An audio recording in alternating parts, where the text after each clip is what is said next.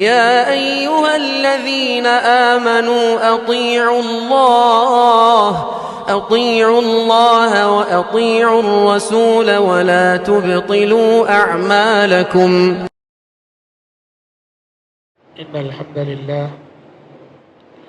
نحمده ونستعينه ونستغفره ونعوذ بالله من شرور أنفسنا ومن سيئات أعمالنا. من يهده الله فلا مضل له ومن يضلل فلا هادي له، وأشهد أن لا إله إلا الله وحده لا شريك له، وأشهد أن محمدا عبده ورسوله. يا أيها الذين آمنوا اتقوا الله حق تقاته ولا تموتن إلا وأنتم مسلمون. يا أيها الناس اتقوا ربكم الذي خلقكم من نفس واحدة وخلق منها زوجها وبث منهما رجالا كثيرا ونساء، واتقوا الله الذي تساءلون به والأرحام إن الله كان عليكم رقيبا. يا أيها الذين آمنوا اتقوا الله وقولوا قولا سديدا يصلح لكم أعمالكم ويغفر لكم ذنوبكم، ومن يطع الله ورسوله فقد فاز فوزا عظيما. أما بعد، فإن خير الحديث كتاب الله، وخير الهدي هدي محمد صلى الله عليه وسلم، وشر الأمور محدثاتها، وكل محدثة بدعة، وكل بدعة ضلالة، وكل ضلالة في النار. أعوذ بالله السميع العليم من الشيطان الرجيم من همزه ونفخه ونفسه. وأنكحوا الأيام منكم والصالحين من عبادكم وإمائكم إن يكونوا فقراء يغنهم الله من فضله والله واسع عليم. حضرات، ابھی میں نے خطبہ مسنونہ کے بعد آپ کے روبرو سورۃ النور کی ایک آیت پڑھی ہے۔ سورۃ النور قرآن مجید کی ان سورتوں میں سے ایک ہے جن صورتوں میں اللہ تبارک و تعالیٰ نے ایسی اعلیٰ اخلاقی تعلیمات دی ہیں کہ جن اعلیٰ اخلاقی تعلیمات کی روشنی میں معاشرے کی اگر تربیت کی جائے، سماج کی اگر تربیت کی جائے تو ہمارا معاشرہ ایک بہترین اور مثالی معاشرہ بنتا ہے۔ سورہ نور میں اللہ تبارک و تعالیٰ نے وہ تمام ہدایات دی ہیں، رہنمائی کی ہے جو معاشرے کو اخلاقی برائیوں سے پاک کرنے والی، سماج کو بے حیائی سے، عریانیت سے، برہنگی سے اور اخلاقی امراض سے بچانے والی تعلیمات ہیں۔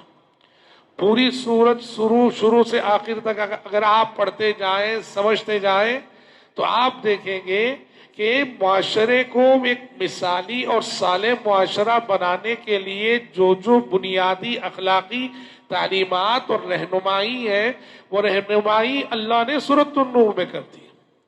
اب انہی تعلیمات میں سے ایک تعلیم ہے جس کا انتخاب میں نے آج کے خطبے کے لیے کیا ہے۔ اللہ نے سورۃ النور کی اس آیت میں، جو آیت میں نے پڑھی ہے، معاشرہ اخلاقی امراض سے پاک کب رہے گا، معاشرے میں اخلاقی بیماریاں پھیلنے سے کب رکیں گی، اور کب ہمارا معاشرہ ایک پاکیزہ معاشرہ کہلائے گا، اس سلسلے میں ایک اہم تعلیم دیتے ہوئے اللہ نے کہا وَأَنْكِحُوا الْأَيَامَ مِنْكُمْ وَالصَّالِحِينَ مِنْ عِبَادِكُمْ وَإِمَائِكُمْ۔ اللہ نے کہا تم میں سے جو بھی مرد اور عورتیں بغیر نکاح کے ہیں ان کا نکاح کرا دو۔ کیا مطلب ہے؟ معاشرے میں اخلاقی بیماریاں اس وقت پھیلتی ہیں کہ جب شادی کی عمر کو پہنچے ہوئے مرد ہوں اور شادی نہ کیے ہوں، شادی کوئی عمر کو پہنچی ہوئی عورتیں سماج میں ہوں اور شادی نہ کی ہوں۔ شریعت نے کہا کہ شادی کی عمر کو پہنچنے کے بعد اگر شادی کیے بغیر رہیں، وہ چاہے مرد ہو کہ عورت، یہ سماج میں بے حیائی پھیلنے کا ایک بہت بڑا سبب ہے، برہنگی پھیلنے کا ایک بہت بڑا سبب ہے، اخلاقی برائیوں کے پھیلنے کا بہت بڑا سبب ہے۔ اسی لیے کہا کہ جو بھی تم میں سے مرد اور عورت بے نکاح کے ان کا نکاح کرا دو۔ کسی عورت کی طلاق ہو گئی ہے، اسے دوسرا نکاح کرنے کی فکر کرنی چاہیے. کسی عورت نے خلا لیا ہے کسی اور سے پھر نکاح کرنے کی فکر کرے. کسی عورت کے شوہر کا انتقال ہو گیا ہے پھر سے وہ نکاح کرنے کی فکر کرے. ویسے ہی مرد کا بھی معاملہ کہ اگر ایک بیوی کو طلاق دیا کسی وجہ سے بنا نکاح کے نہ رہے. نکاح کی عمر کو پہنچے ہوئے مرد اور نکاح کی عمر کو پہنچی بھی کوئی بھی عورت سماج میں بغیر نکاح کے نہیں رہنا چاہیے. قرآن نے کہا والصالحین من عبادکم و امائکم. ایسا نہیں کہ صرف آزاد. وہ زمانے میں آپ جانتے غلامی کا زمانہ تھا, غلام اور لونڈیاں ہوتی تھی. ٹھیک ہے کہ وہ غلام اور لونڈی ہے پر وہ بھی تو انسان ہے, ان کی بھی خواہشات ہیں. کہا معاشرے کے آزاد مرد اور عورت تو ان کا تو نکاح ہونا ہی ہے. تمہارے جو غلام ہیں تمہاری جو لونڈیاں ہیں ان کو بھی بغیر نکاح کے نہیں رہنا ہے. غلاموں کا بھی نکاح کراؤ, لونڈیوں کا بھی نکاح کراؤ. اچھا, نکاح کے راستے میں ایک بہت بڑی رکاوٹ اخراجات ہے. جب بیوی بچے ہو جائیں گے کیا کھلاؤں گا میں, کیا پلاؤں گا میں, کہاں ٹہراؤں گا میں. شیطان یہ سوچ ڈال کے نکاح میں تاخیر کرتا ہے. اللہ نے کہا ان یکونوا فقراء یغنیہم اللہ من فضلہ. غربت کی وجہ سے شادی میں دیر نہ کرو, فقر و فاقے کی وجہ سے شادی میں تاخیر نہ کرو. اللہ کا وعدہ ہے ان یکونوا فقراء یغنیہم اللہ من فضلہ. یہ نکاح کرنے والے مرد اور عورت اگر غریب بھی ہو اللہ انہیں اپنے فضل سے بے نیاز کرے گا. یعنی شادی کے بعد روزی کے دروازے تم پر کھلیں گے, نکاح کے بعد رزق کے دروازے تم پر کھلیں گے. آنے والی اولاد اپنے مقدر کا رزق لے کر آئے گی, اپنے مقدر کی روزی لے کر آئے گی. اسی لیے حضرت عبداللہ بن مسعود کہتے تھے التمسوا الغنى فی النکاح. رزق کے دنیا میں جو اسباب ہے نا, روزی کہاں کہاں سے ملتی ہے, رزق کہاں کہاں سے ملتا ہے. رزق اور روزی کے اسباب میں ایک بہت بڑا سبب شادی اور نکاح.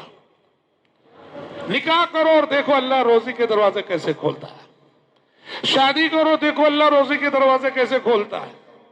واللہ العظیم دنیا میں ہزاروں مثالیں ہمارے سامنے موجود ہیں.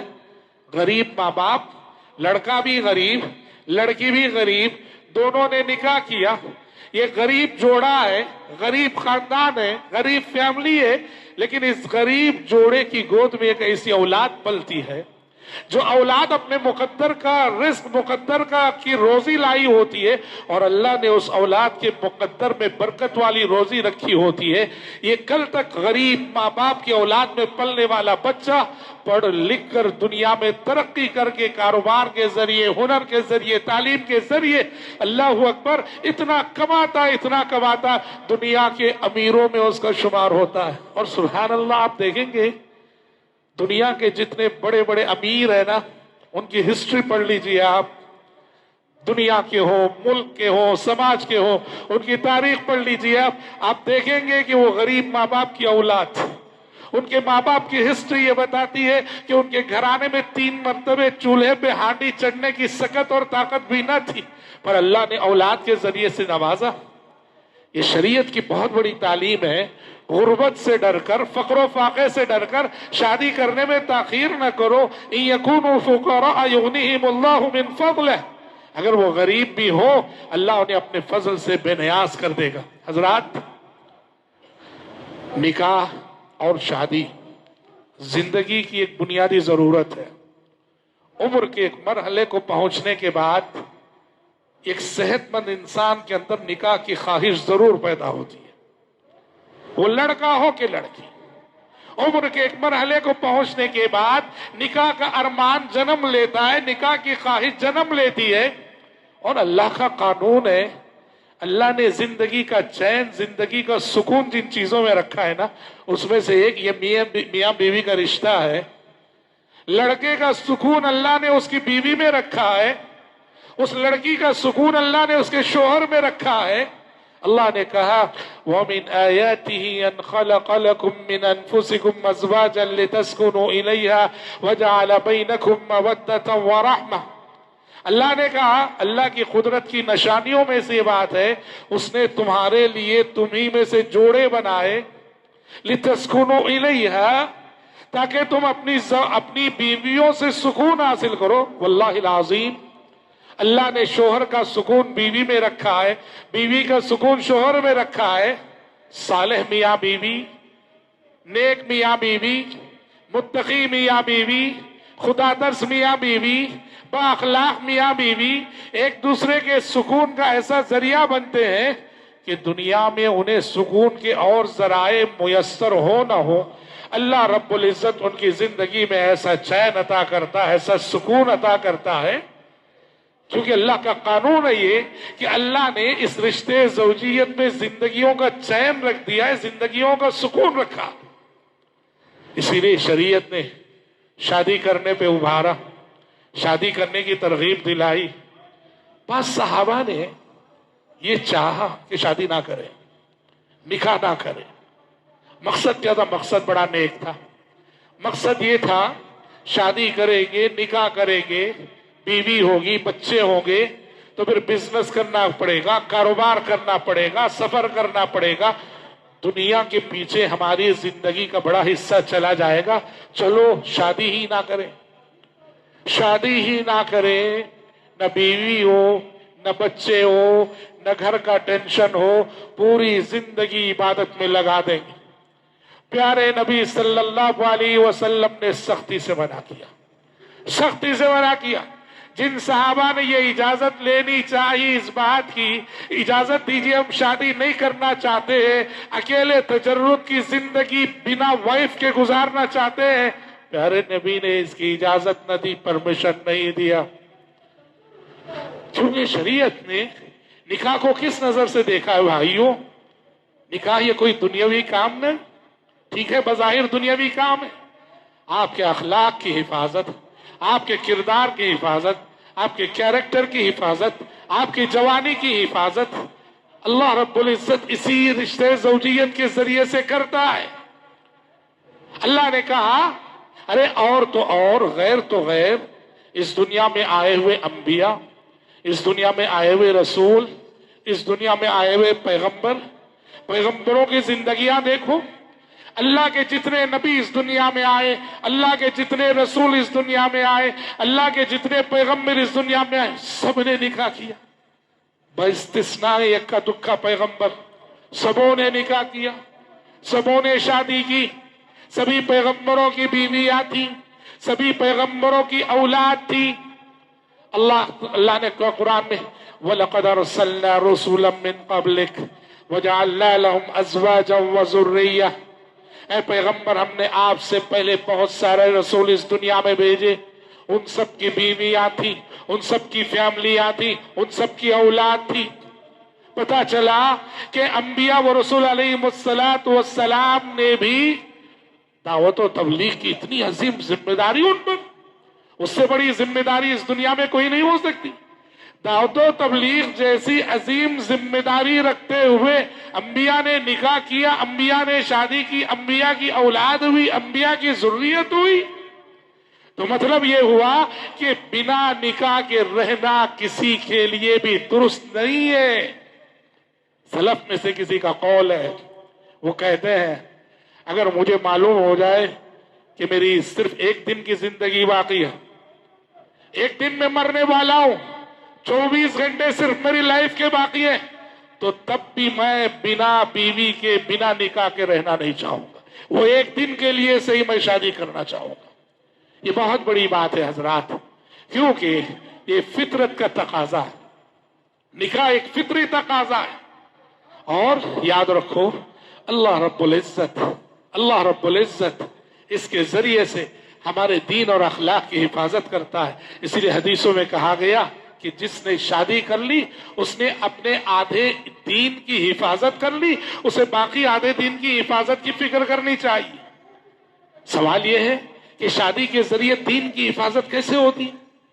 آپ صلی اللہ علیہ وسلم نے کہا یا معشر الشباب من استطاع منکم الباءۃ فلیتزوج فإنه اغض للبصر واحسن للفرج. اے نوجوانوں، تم میں سے جس کے اندر بھی شادی کی سکت آ جائے اسے شادی کرنے میں جلدی کرنا چاہیے. فإنه اغض للبصر، نظر کی حفاظت بھی شادی کے ذریعے ہوتی ہے. وَأَحْسَنُ لِلْفَرْجِ، آبرو اور عصمت کی حفاظت بھی نکاح کے ذریعے ہوتی ہے۔ نکاح کے ذریعے جب خواہشات کی تکمیل کا جائز ذریعہ موجود رہے گا، انسان ناجائز کام کی طرف ذہن بھی نہیں جائے گا، سوچے گا بھی نہیں، اس طرح اس کے خیالات کی حفاظت ہوگی، اس کی فکر کی حفاظت ہوگی، اس کی نظر کی حفاظت ہوگی، اس کی آبرو کی حفاظت ہوگی۔ اور حضرات، جیسے ہم نے شروع میں کہا، نکاح ایک ضرورت ہے اور بنیادی ضرورت ہے۔ جب وہ ضرورت ہے تو اسے آسان ہونا چاہیے، اور اسی لیے شریعت نے اسے آسان بنایا ہے۔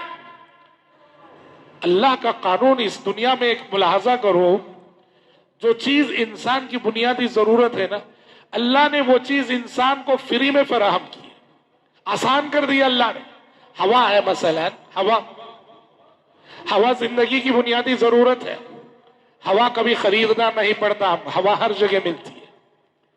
ہوا اگر خریدنا پڑ جائے تو کیا گزرے گا؟ وہ سب ہم دوسری نسلیں دیکھی نہیں دیکھی، ہم دیکھ چکے کووڈ کے دنوں، ہے کہ نہیں؟ ہوا کو اگر خریدنا پڑ جائے، یہ سانس لینے کے لیے جو کہ زندگی کی ایک بنیادی ضرورت ہے، اللہ نے ہر جگہ ہوا رکھی ہے، فری میں مل رہی، مفت میں مل رہی ہے۔ لیکن اگر یہی چیز خریدنا پڑ جائے تو کیا قیامت گزرتی ہے۔ کووڈ کے دنوں میں ہم نے دیکھ لیا، آکسیجن سلنڈر کے لیے کیسے تڑپتے رہے ہم سب۔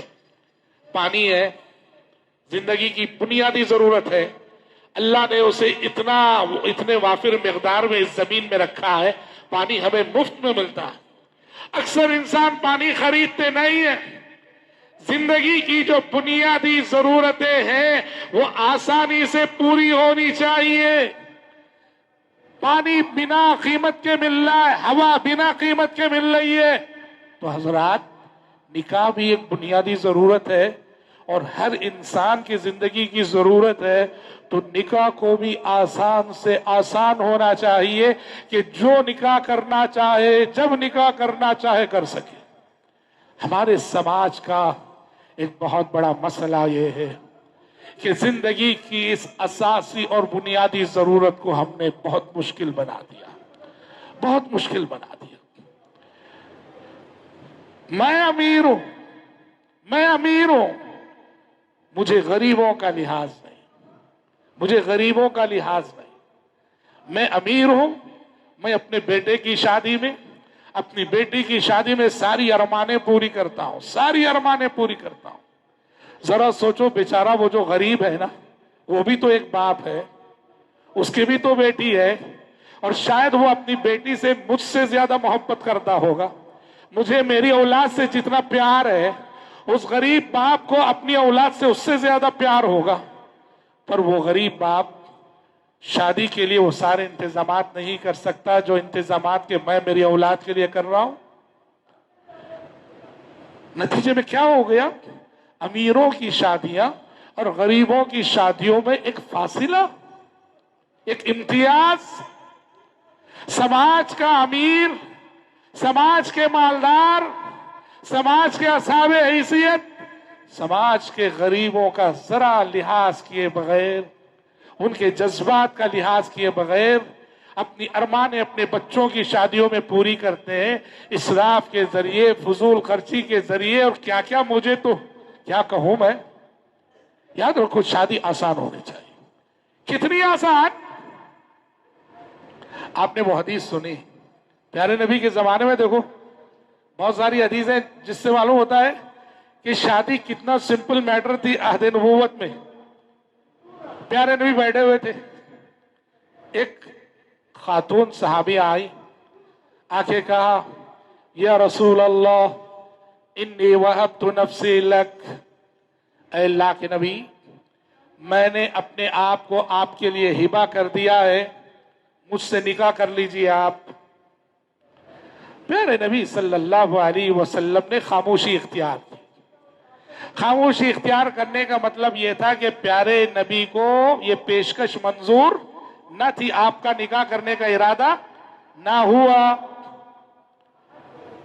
جب پیارے نبی خاموش رہے صحابیہ کے یہ کہنے پر کہ میں نے اپنے آپ کو آپ کے لیے ہبہ کر دیا، نکاح کر لیجیے مجھ سے، پیارے نبی جب خاموش رہے، کوئی جواب نہیں دیا، बाजू एक सहाबी बैठे थे, उन्होंने कहा ज़व्विजनी या रसूल अल्लाह इल्लम तकुम बिका हाजा। आप, मैं ये बताने के लिए वाकया सुना रहा हूं, शादी कितना सिंपल मैटर है, सुनिए। बाजू बैठे हुए सहाबी ने कहा अल्लाह के नबी, अगर आपका इरादा नहीं है शादी का, इस खातून का निकाह मुझसे करा दीजिए ना, मैं करने तैयार हूं। आप सल्लल्लाहु अलैहि वसल्लम ने कहा तैयार हो? कहा महर में क्या दोगे? जाओ कोई चीज ढूंढ के लाओ महर में देने के लिए। कहा अल्लाह के नबी कुछ नहीं मेरे पास, कुछ नहीं। आपने कहा इल्तमिस शैअन, अल्लाह के बंदे कुछ ढूंढ के लाओ, ढूंढ जाओ, कुछ तो रहेगा। फल्तमस फलम यजिद शैअन, सहाबी ढूंढे, अब महर तो देना है ना, महर में देने के लिए कुछ नहीं मिला। आपने कहा इल्तमिस वलो खातमम मिन हदीद, अरे अल्लाह के बंदे लोहे की अंगूठी भी नहीं क्या तेरे पास, जाओ लोहे की अंगूठी ढूंढ के लाओ। फल्तमस फलम यजिद, लोहे की अंगूठी भी नहीं थी महर में देने के लिए। प्यारे नबी ने कहा ऐसा बताओ कुरान याद है तुम्हें? कहा कि हाँ फलां फलां सूरत याद है। अल्लाह के नबी सूरह बकरा और कुछ सूरतें उन्होंने गिनाई। कहा चलो तुम्हारा महर यही है कि ये जो सूरतें तुम्हें याद हैं अपनी बीवी को सिखा देना, याद दिला देना, यही तुम्हारा महर है। तालीम कुरान के महर पर आपने इन सहाबी का निकाह उन सहाबिया के साथ करा दिया। यहां गौर करो जी, जो बात मैं कह रहा हूं, आधा घंटा पहले ये सहाबी को नहीं मालूम कि आधा घंटा बाद उनका निकाह होने वाला। समझ रहे हैं आप? आधा घंटा पहले नहीं मालूम इनको कि आधा घंटा बाद इनकी जिंदगी में इनकी लाइफ पार्टनर आने वाली है, इनकी शादी होने वाली है। कितना सिंपल मैटर है थी शादी, कितनी आसान थी थी शादी। आधे घंटे बाद शादी हो गई उनकी, और माली हालत भी कैसी, जिस सहाबी के पास लोहे की अंगूठी भी नहीं। आज बताओ शादी की तैयारी कब से होती है, शादी की फिक्र कब से होती है?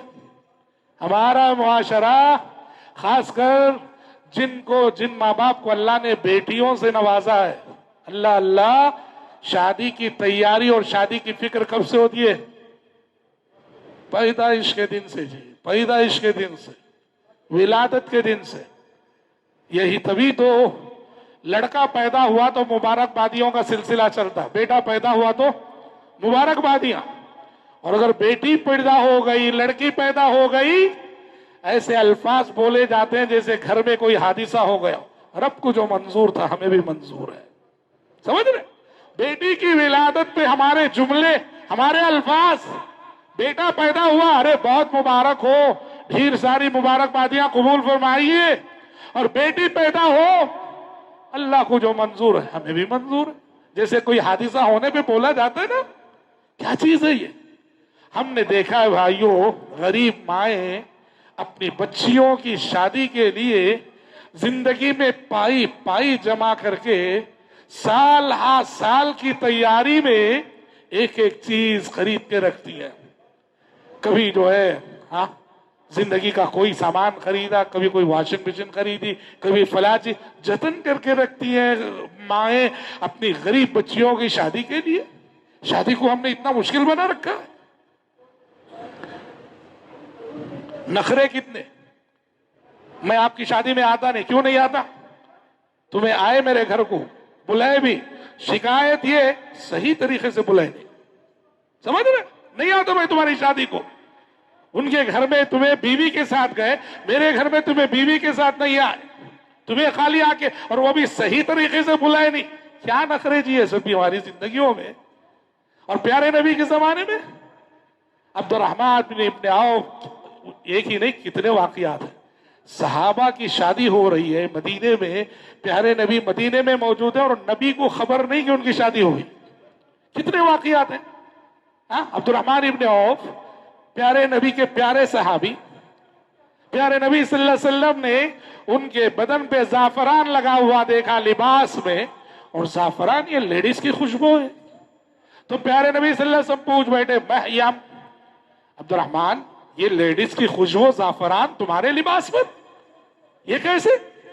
अब्दुर्रहमान इब्न औफ रजी अल्लाह अन्हु ने माजरत चाही और कहा, अल्लाह के नबी बात दरअसल ये है, मेरा निकाह हुआ है, अल्लाह के नबी निकाह हुआ है अभी अभी। تو وہ میری اہلیہ کی لگائی ہوئی خوشبو ہے جو غلطی سے میرے لباس میں لگ گئی ہے. پیارے نبی صلی اللہ علیہ وسلم خوشی ہوئی, اچھا نکاح ہو گیا, کہا اولم ولو وشا, چلو پھر فوراً ولیمے کی تیاری کرو, بکری تو ذبح کرنا ہی ہے تم کو ولیمے میں. کوئی گلا نہیں, کوئی شکوہ نہیں, کوئی شکایت نہیں, مجھے بتائے بغیر کر لیے کیا, مجھے خبر نہیں دیے, مجھے بلائے نہیں. کیا جی سچ, کتنا سمپل میٹر جی شادی. جس معاشرے میں نکاح اتنا آسان ہو اس معاشرے میں کبھی زنا کی برائی پنپ نہیں سکتی. اور جہاں نکاح مشکل بنا دیا جائے جیسے ہم نے مشکل بنایا ہے, وہاں زنا کو پھیلنے سے کوئی طاقت نہیں روک سکتی. شادی کو آسان بناؤ, نکاح کو آسان بناؤ, عزتیں محفوظ رہیں گی, اخلاق محفوظ رہیں گے, جوانیاں محفوظ رہیں گی. شادی کو جتنا مشکل بناؤ گے اسی قدر زنا کی برائی سماج اور معاشرے میں عام ہوگی. شادی کے حوالے سے ایک بات یہ بھی کہنا چاہوں گا, ہمارے سماج کی حالات کو سامنے رکھ کر. اسلام نے شادی اور نکاح کا جو تصور پیش کیا ہے بھائیوں, اس میں یاد رکھنا, لڑکی یا لڑکی کے باپ پر ایک پائی کا خرچ نہیں ہے. اسلام نے شادی اور نکاح کے سلسلے میں جو تعلیمات دی ہیں, پوری کارروائی شروع سے آخر تک لڑکی پر یا لڑکی کے باپ بھائی پر ایک پائی کا کوئی خرچ نہیں ہے. شادی میں شروع سے آخر تک جو بھی خرچ ہے وہ صرف اور صرف لڑکا کرے گا, لڑکے کا باپ کرے گا. لڑکی پر کوئی خرچ کی ذمہ داری نہیں ہے. یہ ظلم ہے عورت پر جو آج ہم کر رہے ہیں. جوڑے کے نام پر, گھوڑے کے نام پر, جہیز کے نام پر عورت کو کتنا ستایا جاتا ہے, عورت کے باپ کو کتنا ستایا جاتا ہے. ارے بے شرمی کی حد ہو گئی جی, معاف کیجئے میں یہ کہہ رہا ہوں, بے شرمی کی حد ہو گئی. بے شرم ہے وہ لوگ جب اپنے بیٹے کے لیے بہو کو دیکھتے ہیں. نکاح سے پہلے مجلس بیٹھتی ہے بروکر کے ساتھ, کس لیے بیٹھتی جانتے ہیں؟ میں جو لڑکے کا باپ ہوں نا, میں لڑکی کے باپ سے پوچھتا ہوں کتنا زیور ڈالو گے تم. ڈیمانڈ کرتا ہوں کہ تم جو ہے اپنی بیٹی کو اتنا زیور ڈالنا. میرے بھائی وہ باپ ہے, بیٹی اس کی ہے, مرضی اس کی, جتنا ڈالے. سمجھ رہے ہیں آپ؟ مجھے کیا حق پہنچتا ہے جی, مجھے کیا حق پہنچتا ہے, سمجھ رہے کہ میں لڑکی کے باپ سے یہ پوچھوں یا ڈیمانڈ کروں کہ اپنی بیٹی کو اتنا زیور ڈالنا تم. سمجھ رہے ہیں آپ؟ اصل سماج میں تصور یہ ہے ہمارے گھر آنے والی بہو جو بھی زیور لے کے آتی ہے وہ اس کا نہیں, وہ ہمارا ہے. یہ تصور ہے سماج میں, اور یہ بدترین ظلم ہے.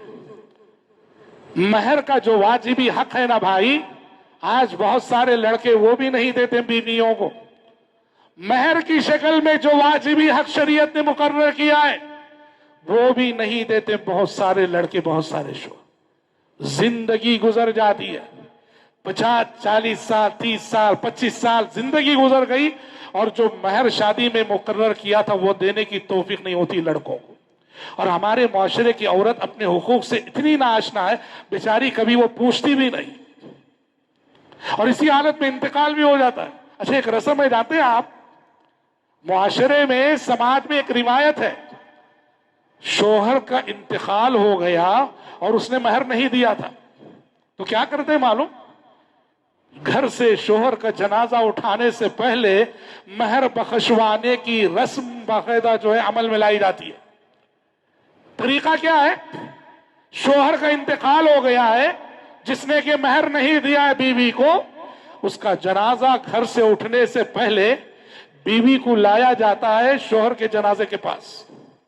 سب سے پہلے اس کی بنگڑیاں پھوڑی جاتی ہیں اس پانی میں جس پانی میں شوہر کو غسل دیا گیا, اور بنگڑیاں پھوڑنے کے بعد بیوی کو لایا جاتا ہے, شوہر کے جنازے کے سامنے کھڑا کیا جاتا ہے. اب اسے اپنی زبان سے کہنا پڑتا پورے خاندان والوں کے سامنے کہ آپ سے میرا نکاح ہوا تھا, آپ نے اتنا مہر دینے کا وعدہ کیا تھا, آپ دے نہ سکے تھے, آج میں مہر معاف کر رہی ہوں آپ کا. کیسی ظالمانہ رسم ہے، شوہر کی وفات کے صدمے سے پہلے ہی دو چار ہے، اسے شادی کا دن یاد دلاتے ہو، اسے شادی کا دن یاد دلاتے ہو؟ کیسی ظالمانہ روایت ہے ہمارے معاشرے میں۔ اسے کہنا پڑتا ہے میں نے آپ کا مہر معاف کر دیا، اس کے بعد جنازہ اٹھتا ہے گھر سے۔ غلط ہے یہ۔ اگر فرض کرو ایسا کسی کے ساتھ ہو گیا نا کہ شادی میں مہر مقرر تھا، زندگی گزر گئی، دے نہیں سکے، شوہر کا انتقال ہو گیا، طریقہ کیا ہے؟ شوہر کے چھوڑے ہوئے مال میں سب سے پہلے بیوی کا مہر ادا کیا جائے، بیوی کا مہر نکالا جائے گا۔ سمجھ رہے ہیں آپ؟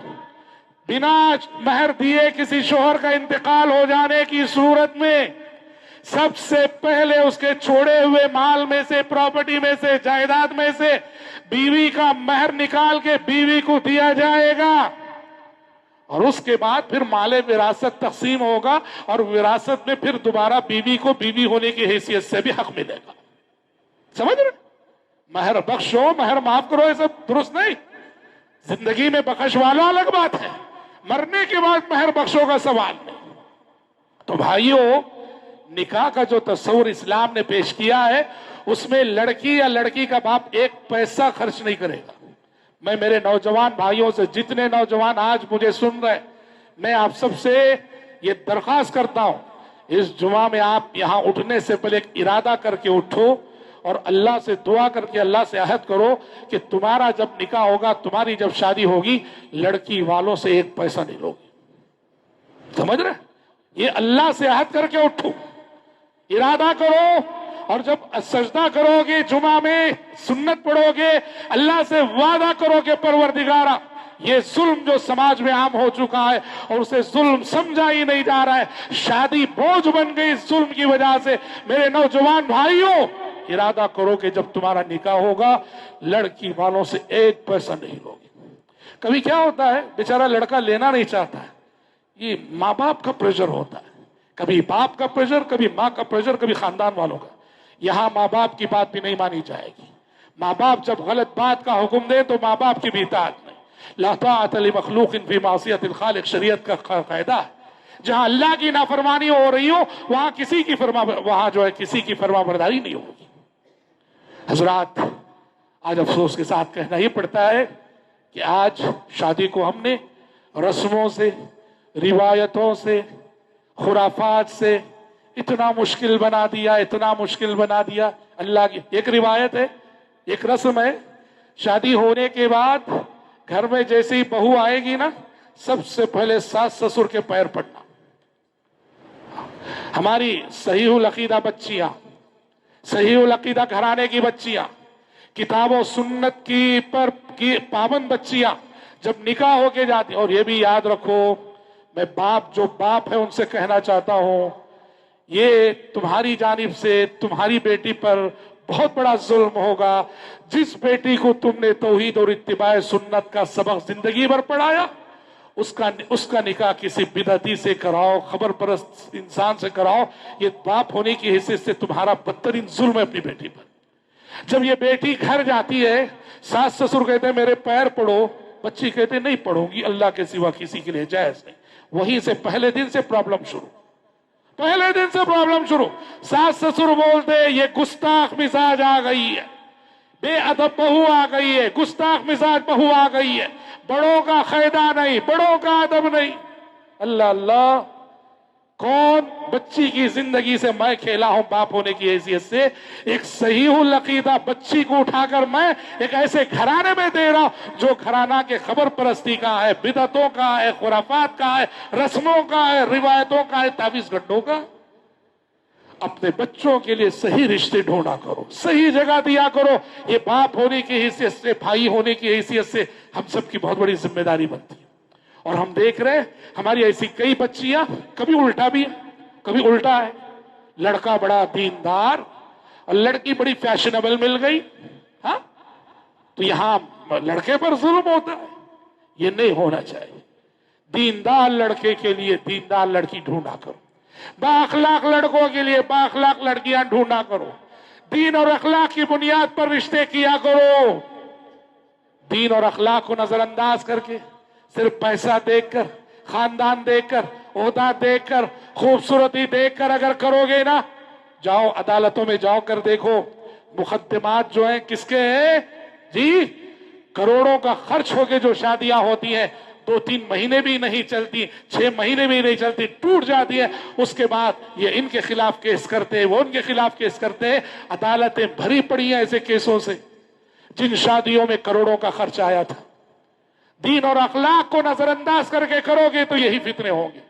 دین اور اخلاق کو مد نظر رکھ کر رشتے کرو، اللہ ایسے رشتوں میں بڑی خیر و برکت عطا کرے گا۔